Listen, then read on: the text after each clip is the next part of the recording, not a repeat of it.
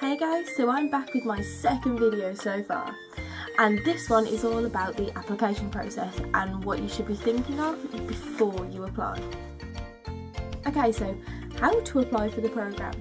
So the UK agency for Disney is Yummy Jobs, and when you go on there they'll have like a little section for the actual Disney Cultural Representative programme, and when the dates are available it'll say apply now, and that's when you click on there and then you start your application.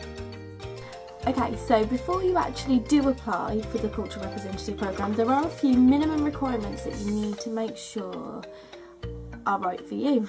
Okay, so you need to be 18 years of age, and you also need to be able to represent your country, so you need to make sure that you apply for the right country that you're going to.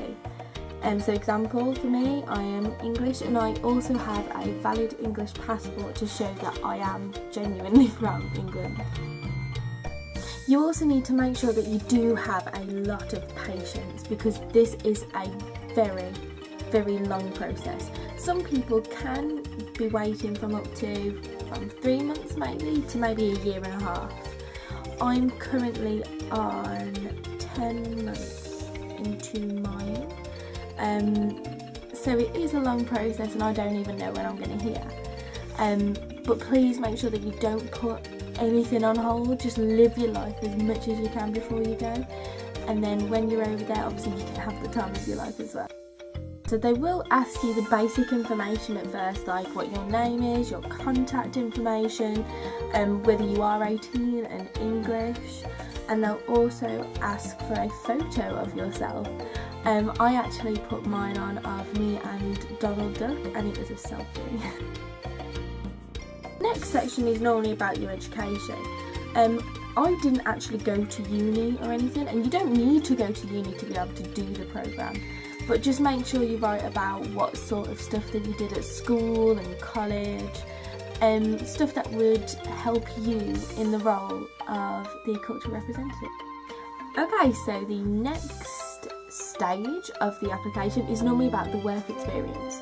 Make sure you put your current employment first, just so that they can get in touch with them if they need to. And if you've had any other jobs or past work experiences, even if it's voluntary, that would help you be in the role of a cultural representative. Maybe if it's about like food and beverage or merchandise, then definitely put it in there, because it might just give you that little bit of a runner. Okay, so the availability is such an important question. Make sure you put down your available date for the right sort of time. If you've got anything important, such as, you know, like a graduation, or you know, it's your best friend's birthday or something that you don't want to miss, then make sure that you put your availability for after that, just in case, because you never know when you could be taken over. Okay, so as you may have seen on different videos, depending on which ones you've watched, you can get asked a variety of different questions, and I remember on my application that it was, why do you value cultural exchange and interaction? So I first read it and I was a bit like, I don't really know where to kind of start with that one. But then you have got to realise that you're going to be working with so many different people from all over the world.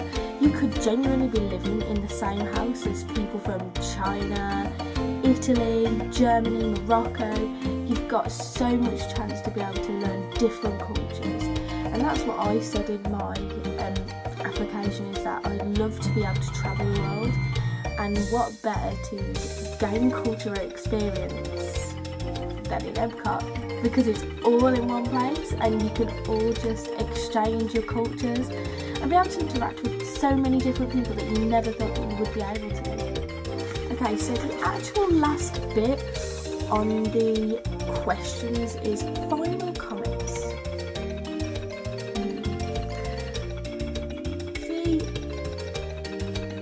you kind of look at it and think, well, that's not exactly a question and I don't really know what to write. But just make sure that you add something in there that would make you different from everybody else and make you stand out as a person. So just tell them something that could have been really interesting, or why you genuinely want to work at Disney. Okay, so last but not least is the CV and cover letter that you have to put into the documents bit.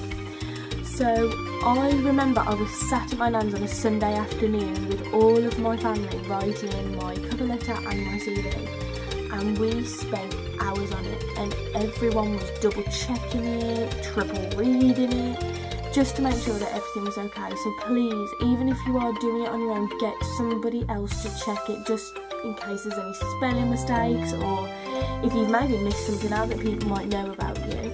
It's always good to do. Okay, so there we have it for the application process.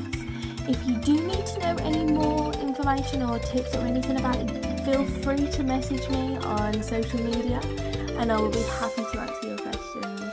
But I hope it did help for you guys. Good luck with the video.